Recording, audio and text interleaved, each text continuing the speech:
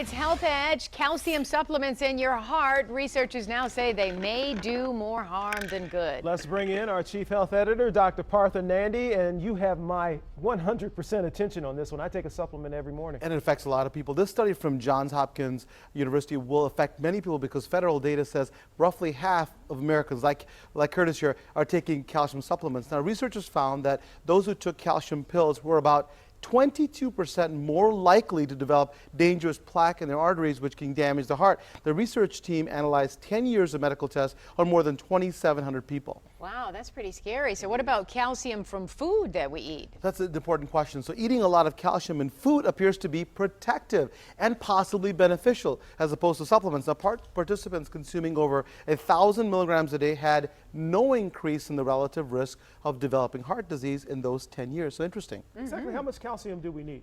So for women under 50 are recommended to have 1,000 milligrams per day. Women over 50 are recommended to get 1,200 milligrams of calcium per day. Men, on the other hand, are advised to get 1,000 milligrams a day unless you're over 70, and then you need 1,200 milligrams. So calcium, very important for bone health, but you don't need to take supplements. You can boost your calcium levels naturally. So here are my prescriptions. Number one, eat or drink dairy products. I love the dairy products because they're rich in calcium.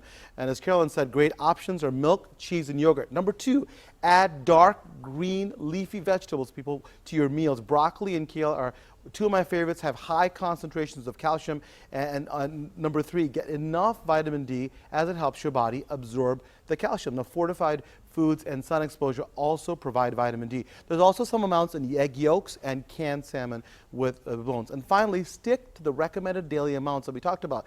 Remember, dietary calcium is safe, and getting excessive amounts doesn't give you more protection. So, Dr. Nandi, real quickly, do we know why supplements cause this buildup in calcium? So we think that it could be related to the calcium salts in the supplements, or possibly the body not being able to process the large doses all at once. Anyone who wants to take supplements really should talk to their doctor right away. Okay, we'll make sure. Thank you, doctor. If you have a good pleasure. question for the doctor, go ahead, email him at drnandi@wxyz.com or send it to us on Facebook or Twitter.